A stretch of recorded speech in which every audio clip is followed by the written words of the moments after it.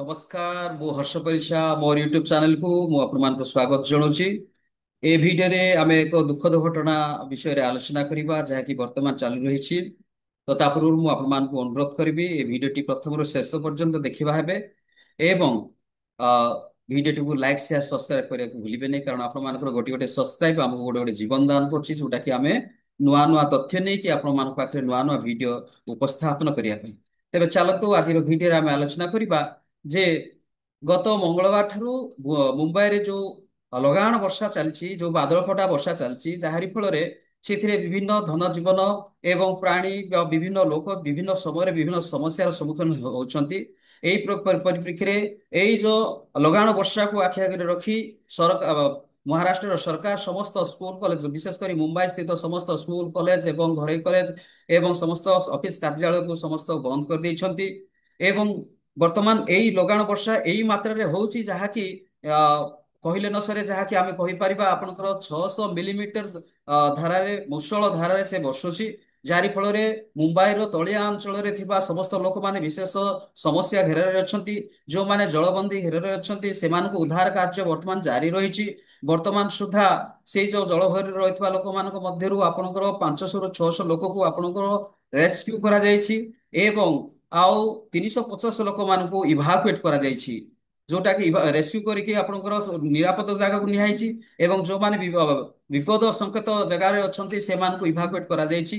ଏହି ପରିପ୍ରେକ୍ଷୀରେ ଆମେ ଗୋଟିଏ ବିଷୟ ପ୍ରତି ଆଲୋଚନା କରି ଧ୍ୟାନ ଦେଇପାରିବା ଯେ ମୁଖ୍ୟମନ୍ତ୍ରୀ ଦେବେନ୍ଦ୍ର ଫଡନାବିସ୍ ସେ କହିଛନ୍ତି ଯେ ଏଇ ଯୋଉ ପ୍ରବଳ ମୁଷଳଧାରାରେ ବର୍ଷା ବର୍ଷୁଛି ତାରି ଉପରେ ଆମେ ତୀକ୍ଷ୍ଣ ନଜର ରଖିଛୁ, ତାର ଗତିବିଧି ଉପରେ ତୀକ୍ଷ୍ଣ ନଜର ରଖିଛୁ। କିନ୍ତୁ ତାର ସମସ୍ତ ସମସ୍ୟା ସମାଧାନ କରିବା ପାଇଁ ଆମେ ସମସ୍ତ କାର୍ଯ୍ୟକ୍ରମକୁ ହାତକୁ ନେଇଛୁ। କିନ୍ତୁ ଏହି ପରିପ୍ରେକ୍ଷୀରେ ଅ, ଯାହାକି ଆସୁଥିଲା ଆପଣଙ୍କ ମନୋ ଟ୍ରେଣ୍ଡ, ଯୋଉଟା କି ଆପଣଙ୍କର ଆସୁଥିଲା, ସେଥିରେ ଅଧିକାଂଶ ଲୋକ ସେଥିରେ ଥିଲେ, ଲୋଡିଂ ଲୋକ ଥିଲେ, ଅଧିକରୁ ଅଧିକା ଲୋକ ଥିଲେ, କାରଣ ଜଳ 600 ମିଲିମିଟର ଯେହେତୁ ବର୍ଷା ବର୍ଷୁଛି ତା ସେଥିରୁ ରକ୍ଷା ପାଇଁ ସେ ଗୋଟିଏ ଟ୍ରେନରେ ଗୁଡାଏ ଲୋକ ଆସୁଥିଲେ, ଯେମିତି କି ଆପଣଙ୍କର ବସ୍ତା ଉପରେ ବସ୍ତା ଦେଇକି ଆସିବ ଠିକ ସେଇଭଳି ଭାବରେ ସେମାନେ ଆସିଥିଲେ। ଏବଂ ସେମାନଙ୍କୁ ଯେତେବେଳେ ଆପଣଙ୍କର ଜଳ ଘେରାଉ ଭିତରେ ସେଇ ଟ୍ରେନଟି ରହିଗଲା ତଳିଆ ଅଞ୍ଚଳରେ, ସେମାନଙ୍କୁ ଉଦ୍ଧାର କରିବା ପାଇଁ ଗୋଟେ କ୍ରେନ ଆସିଲା ଏବଂ କ୍ରେନ ଜରିଆରେ ସେମାନଙ୍କୁ ନିରାପଦ ଜାଗାକୁ ନିଆଗଲା। ଏବଂ ଏହି ପରିପ୍ରେକ୍ଷୀରେ ଆମର ଯାହା ଅଛି ଆ, ଆ, ପ୍ରଶାସନିକ କ୍ଷେତ୍ରରେ ଗତକାଲି ଆପଣଙ୍କର ଡିକ୍ଲେୟାର କରାହେଇଥିଲା ଯେ ଆଜି ସୁଦ୍ଧା ଆପଣମାନଙ୍କର 6 ଜଣଙ୍କର ମୃତ୍ୟୁ ହେଇଛି। କିନ୍ତୁ କହିବାକୁ ଗଲାବେଳେ ଆଜିର ତାଜା ଚିତ୍ର, ଯାହାକି ଆଜି ହଉଛି ଆପଣମାନଙ୍କର ମଙ୍ଗଳବାର, ଅର୍ଥାତ ଆପଣଙ୍କର 20 ତାରିଖ, ଏଇ ସମୟ ଭିତରେ ଆପଣମାନଙ୍କର 21 ଜଣଙ୍କର ମୃତ୍ୟୁ ମୃତ୍ୟୁ ହେଇଯାଇଛି। ତ କହିବାକୁ ଗଲେ ବର୍ତ୍ତମାନ ଯୋଉ 600 ମିଲିମିଟର ଧାରାରେ ଯୋଉ ବର୍ଷା ବର୍ଷୁଛି, ଯାହାରି ଫଳରେ ବର୍ତ୍ତମାନ ଆପଣମାନଙ୍କର ଅ, 250 ଲୋକମାନଙ୍କୁ ଯୋଉ ଇଭାକୁଏଟ କରାହେଇଛି ବା କ୍ରେନ ଜରିଆରୁ ସେମାନଙ୍କୁ ବାହାର କରାହେଇଛି, ସେମାନେ ଅଣନିଶ୍ୱାସୀ ହେଇଯାଇଛନ୍ତି। ଯାହାରି ଫଳରେ ସେମାନଙ୍କର ସ୍ୱାସ୍ଥ୍ୟ ଅବସ୍ଥାରେ ବିଗିଡି ଯାଇଛି ଏବଂ ସେମାନଙ୍କ ମଧ୍ୟରୁ ଆପଣମାନଙ୍କର 23 ଜଣଙ୍କୁ ହସ୍ପିଟାଲାଇଜ କରାଯାଇଛି। ସେ 23 ଜଣଙ୍କୁ ଯୋଉ ହସ୍ପିଟାଲାଇଜ କରାଯାଇଛି ତାଙ୍କ ମଧ୍ୟରୁ ଆପଣମାନଙ୍କର 8 ଜଣଙ୍କର ସ୍ୱାସ୍ଥ୍ୟ ଅବସ୍ଥା ସଂକଟାପନ୍ନ ଅଛି। ତ ଏଇ ପରିପ୍ରେକ୍ଷୀରେ ବିଭିନ୍ନ ସୋସିଆଲ ମିଡିଆ ଜରିଆରେ ବିଭିନ୍ନ ଦଳ ତରଫରୁ ବା ବିଭିନ୍ନ ରାଜନେତା ବିଭିନ୍ନ ଲୋକମାନଙ୍କ ତରଫରୁ ଏଇଟା ଗୋଟେ ଆସୁଛି ଯେ ଯଦିଓ ପାଣିପାଗ ସୂଚନା ଭାରତ ତରଫରୁ ଦିଆଯାଇଥିଲା ଯେ ମୁମ୍ବାଇରେ ରେଡ୍ ଆଲର୍ଟ କରାଯାଇଛି ଏବଂ ଏଥି ବିପଦ ସଂକେତ ଅଛି, ତ ତାକୁ ଆଖି ଆଗରେ ରଖି ସରକାର ଜିରୋ କାଜୁଆଲିଟି ଆପଣେଇବା କଥା ବା ଜିରୋ କାଜୁଆଲିଟି ହାତକୁ ନେବା କଥା। କିନ୍ତୁ ତାରି ପରିବର୍ତ୍ତେ ବର୍ତ୍ତମାନ ଜିରୋ ପ୍ଲାନିଂରେ ଅଛନ୍ତି, ଯାହାରି ଫଳରେ ବର୍ତ୍ତମାନ ସୁଦ୍ଧା ଆଜିର ତାଜା ସୂଚନା ତାଜା ଚିତ୍ର ଅନୁସାରେ 21 ଜଣଙ୍କର ମୃତ୍ୟୁ ହେଇଗଲାଣି। ଏବଂ ଆଶା କରାଯାଉଛି ଯେ ଏଇଭଳି ଭାବରେ ବନ୍ଦୀରେ ଲୋକମାନେ ଅଛନ୍ତି ଏବଂ ଏଇଭଳି ଭାବରେ ବାଦଲ ଫଟା ବର୍ଷା ବର୍ଷୁଛି, ଯାହାରି ଫଳରେ ଲୋକମାନେ ବିଭିନ୍ନ ତଳିଆ ଅଞ୍ଚଳରେ ବିପଦ ସଂକଟାପନ୍ନ ହେଇକି ଅଛନ୍ତି ଏବଂ ଆଶା କରାଯାଉଛି ବା ଆଶଙ୍କା କରାଯାଉଛି ମୃତ୍ୟୁ ସଂଖ୍ୟା ଆଗକୁ ଆହୁରି ବଢିବ।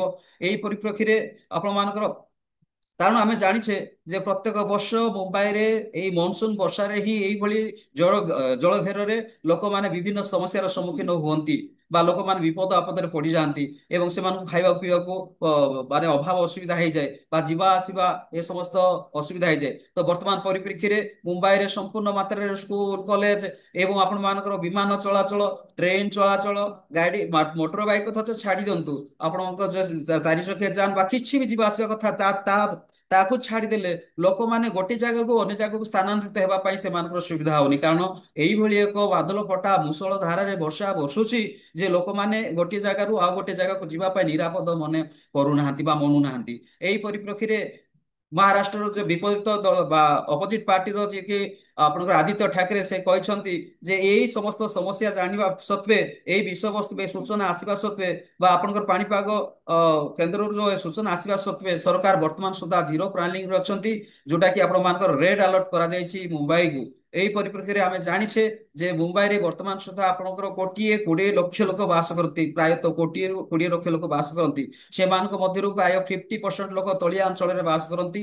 ଯୋଉ ତଳିଆ ଅଞ୍ଚଳରେ ଯୋଉ ଲୋକମାନେ ବାସ କରନ୍ତି ସେମାନଙ୍କ ପାଇଁ ଏଇଟା ହଉଛି ଗୋଟେ ମହାନ ବିପଦ ଆପଦର ସମୟ, ଯାହାକି ବର୍ତ୍ତମାନ କୁହାଯାଇଛି ଯେ ଏହି ପରିପ୍ରେକ୍ଷୀରେ ଆପଣଙ୍କ ଏହି ପରିପ୍ରେକ୍ଷୀରେ ଯେ ମହାରାଷ୍ଟ୍ରର ମୁଖ୍ୟମନ୍ତ୍ରୀ ଯିଏକି ଦେବେନ୍ଦ୍ର ଫଡନାବିସ୍ ସେ କହିଛନ୍ତି ଆମେ ଯୋଉମାନେ ଜଳବନ୍ଦୀରେ ଅଛନ୍ତି ସେମାନଙ୍କୁ କ୍ରେନ ଜରିଆରେ ବା ସେମାନଙ୍କୁ ବିଭିନ୍ନ ଅ, ସହାୟତା ଦଳ ମାଧ୍ୟମରେ ବା ଆପଣମାନଙ୍କର ଯୋଉମାନେ ସାମରିକ ଦଳ ସାମରିକ ସହାୟତାରେ ମଧ୍ୟ ସେମାନଙ୍କୁ ଉଦ୍ଧାର କାର୍ଯ୍ୟରେ ଆମେ ଜାରି ରଖିଛୁ। ଏବଂ ଯୋଉମାନଙ୍କର ଖାଇବା ପିଇବାରେ ଅସୁବିଧା ଅଛି ବା ସେମାନେ ଏପଟେ ସେପଟେ ଯାଇପାରୁନାହାନ୍ତି ସେମାନଙ୍କୁ ଆମେ ହେଲିକପ୍ଟର ଜରିଆରେ ମଧ୍ୟ ଶୁଖିଲା ଖାଦ୍ୟର ବ୍ୟବସ୍ଥା କରିବା ପାଇଁ ଆମେ ପ୍ଲାନିଂ ବର୍ତ୍ତମାନ କରୁଛୁ, ସେମାନେ ଯେମିତି ଖାଇପାରିବେ ବା ରହିପାରିବେ। ସୋ ଏଇ ପରିପ୍ରେକ୍ଷୀରେ ଆମେ ତାର ସମସ୍ତ ସମସ୍ୟାର ସମାଧାନ କରିବା ପାଇଁ ପୁରା ଦୃଢ ଭାବରେ ଆମେ ମୁକାବିଲା କରିବା ପାଇଁ ସମସ୍ତ ବ୍ୟବସ୍ଥା କରୁଛୁ ଏବଂ କରିସାରିଛୁ ମଧ୍ୟ। ବର୍ତ୍ତମାନ ପରିପ୍ରେକ୍ଷୀରେ ଏଇ ଯୋଉ 500 ଲୋକକୁ ଆମେ ମାନେ ରେସ୍କ୍ୟୁ କରିଛୁ, ଆଉ 350 ଲୋକକୁ ଆମେ ଇଭାକୁଏଟ କରିଛୁ। ଆହୁରି କିଛି ଲୋକମାନେ ଅଛନ୍ତି ଯୋଉମାନେ କି ଆପଣ ନିତାନ୍ତ ଭାବରେ ଆଜି ସୁଦ୍ଧା ସନ୍ଧ୍ୟା ସୁଦ୍ଧା ସେମାନଙ୍କୁ ସେଇ ଜାଗାରୁ ଅନ୍ୟ ଜାଗାକୁ ଇଭାକୁଏଟ କରିବା ଦରକାର ବା ନିତାନ୍ତ ଆବଶ୍ୟକ ବା ସ୍ଥାନାନ୍ତରିତ କରିବା ଦରକାର, ନଚେତ ପାଣି ମାଡି ଯାଇକି ସେଠି ସେମାନଙ୍କୁ ପାଣିରେ ସେମାନଙ୍କର ସମସ୍ୟା ଦୁର୍ଦିନ ଅବସ୍ଥା ପୁରା ଘୋର ଦୁର୍ଦିନ ଅବସ୍ଥାକୁ ପଳେଇଯିବ। ତେଣୁକରି ଏଇ ପରିପ୍ରେକ୍ଷୀରେ ମୁମ୍ବାଇର ସମସ୍ତ ଯୋଉମାନେ କି ସୋସିଆଲ ମିଡିଆରେ ମଧ୍ୟ ବା ରାଜନେତା ମାନେ ମଧ୍ୟ ବା ବିଭିନ୍ନ ବୁଦ୍ଧିଜୀବୀ ମାନେ ମଧ୍ୟ ସେମାନେ କହୁଛନ୍ତି ଯେ ଏଇଟା ଆଜିକାର ଘଟଣା ନୁହଁ, ଏଇଟା ପ୍ରତ୍ୟେକ ବର୍ଷ ମୁମ୍ବାଇରେ ଏଇ ମନସୁନ ସମୟରେ ହିଁ ଏଇଭଳି ବାଦଲ ଫଟା ବର୍ଷା ହେଲେ ଲୋକମାନେ ବିଭିନ୍ନ ସମସ୍ୟାର ସମ୍ମୁଖୀନ ହୁଅନ୍ତି ଏଇ ଯୋଉ ଜଳ ପ୍ଲାବନ ଯୋଗୁଁ ବା ଏଇ ଯୋଉ ଜଳ ଘେରରେ ରହିକି। ଏହାର ଏହାର ସୁବ୍ୟବସ୍ଥା କରିବା ଦରକାର ହଉଛି ସରକାରଙ୍କ କର୍ତ୍ତବ୍ୟ, କିନ୍ତୁ ଏପର୍ଯ୍ୟନ୍ତ ଏଇଭଳି କାର୍ଯ୍ୟକ୍ରମ କିଛି ହାତକୁ ନଉନାହାନ୍ତି। ଯୋଉ ବି କିଛି କିଛି କାର୍ଯ୍ୟକ୍ରମ କରୁଛନ୍ତି ତାହା ମାନର ହେଇଥିବା ହେତୁ ଏଇ ସମସ୍ତ ସମସ୍ୟାକୁ ସେମାନେ ଟାଳି ପାରୁନାହାନ୍ତି ବା ସମସ୍ୟାକୁ ସମାଧାନ କରିପାରୁନାହାନ୍ତି, ଯାହା କଲାପସ ହେଇଯାଉଛି ଇନଫ୍ରାଷ୍ଟ୍ରକ୍ଚର ଗୁଡାକ ବା ଆପଣଙ୍କ ମାନଙ୍କର ଯୋଉଟା କି ଆପଣଙ୍କର କ୍ରିଟିକାଲି ଯୋଉଟା ବହୁତ ମଜବୁତ ମାତ୍ରାରେ କରିବା କଥା କିନ୍ତୁ ତାକୁ ଆପଣଙ୍କର କଣ କରାହଉଛି ମାନେ ନିମ୍ନମାନର କାମ କରାହଉଛି। ତେଣୁକରି ସେଟାକୁ ଆଉ ଏଇ ଯୋଉ ସମସ୍ୟା ଗୁଡିକୁ ଆଉ ସୁଧୁରିବା ପାଇଁ ସେଇଟା ସାହାଯ୍ୟ କରିପାରୁନି।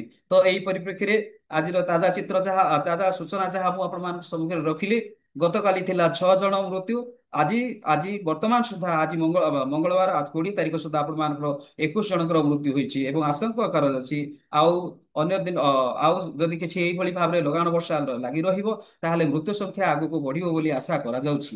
ଏଇ ପରିପ୍ରେକ୍ଷୀରେ ସାମରିକ ବାହିନୀ ଏବଂ ଅନ୍ୟାନ୍ୟ ଅ, ଓଡ୍ରାଫ୍ ଟିମ୍ ଏବଂ ଅନ୍ୟାନ୍ୟ ରେସ୍କ୍ୟୁ ଟିମ୍ ସମସ୍ତେ ଲାଗି ପଡିଛନ୍ତି ସମସ୍ତଙ୍କୁ ଉଦ୍ଧାର କରିବା ପାଇଁ। ଯୋଉମାନେ ତଳିଆ ଅଞ୍ଚଳରେ ଅଛନ୍ତି ସେ ଆଉ ଯୋଉମାନେ ଟ୍ରେନରେ ଫସି ରହିଛନ୍ତି ସେମାନଙ୍କୁ ମଧ୍ୟ ଉଦ୍ଧାର କରାଯାଉଛି।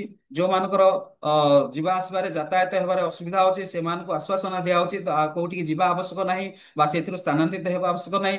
ଆମେ ହେଲିକପ୍ଟର ଜରିଆରେ ଖାଦ୍ୟର ବ୍ୟବସ୍ଥା କରିବା ପାଇଁ ଆମେ ଆପଣମାନଙ୍କୁ ଯୋଗେଇବା ପାଇଁ ପ୍ରସ୍ତୁତ କରୁଛୁ, ଏଇ ସୂଚନା ମଧ୍ୟ ଦିଆଯାଉଛି। ତ ଏଇ ପରିପ୍ରେକ୍ଷୀରେ ମୁମ୍ବାଇ ବର୍ତ୍ତମାନ ଦେଖିବାକୁ ଗଲେ କହିବାକୁ ଗଲେ ମୁମ୍ବାଇ ହେଉଛି ଭାରତର ଗୋଟେ କ୍ୟାପିଟାଲ ସିଟି, ଯାହାକି ବିଭିନ୍ନ ପ୍ରାନ୍ତର ଲୋକମାନେ ଯାଇ ସେଠାରେ ବସବାସ କରନ୍ତି ଏବଂ ନିଜର କୌଳିକ ବୃତ୍ତି ଆପଣେଇକି ସେଠାରେ ନିଜର ଜୀବନ ଜୀବିକା ନିର୍ବାହ କରନ୍ତି। ଏହି ପରିପ୍ରେକ୍ଷୀରେ ମୁମ୍ବାଇ ପ୍ରତି ବିଶେଷ ଦୃଷ୍ଟିପାତ କରିବା ପାଇଁ ସମସ୍ତ ବୁଦ୍ଧିଜୀବୀ ମାନଙ୍କ ତରଫରୁ ତଥା ରାଜନୈତିକ ତରଫରୁ ବା ବିଭିନ୍ନ ସୋସିଆଲ ମିଡିଆ ତରଫରୁ ଯୋଉ ସବୁ ସଜେସନ ଆସୁଛି ସେ ସଜେସନ ଅନୁସାରେ ଯଦି ସରକାର ଆଗକୁ ଯଦି ପଦକ୍ଷେପ ନେବେ ତାହେଲେ ନିଶ୍ଚିତ ଭାବରେ ମୁମ୍ବାଇରେ ଆଗାମୀ ଦିନ ଗୁଡାକରେ ଯୋଉ ଏଇ ମନସୁନ ବର୍ଷାରେ ଯୋଉ ଜଳ ଘେରରେ ଲୋକମାନେ ସମସ୍ୟାର ସମ୍ମୁଖୀନ ହଉଛନ୍ତି ସେଥିରୁ ସେମାନେ ଉଦ୍ଧାର ପ୍ରାପ୍ତ ହେବେ। ତ ଏଇଟା ଆଜିର ତାଜା ଚିତ୍ର ଅନୁସାରେ ବା ତାଜା ସୂଚନା ଅନୁସାରେ ମୁଁ ଆପଣମାନଙ୍କ ସମ୍ମୁଖରେ এই ଭିଡିଓ ଉପସ୍ଥାପନ କରି ଆପଣମାନେ ଭିଡିଓଟି ନିଶ୍ଚିତ ଦେଖିଥିବେ ଏବଂ ମୁଁ ଅନୁରୋଧ କରୁଛି ଭିଡିଓଟିକୁ ଲାଇକ୍ ସେୟାର ସବସ୍କ୍ରାଇବ କରିବେ।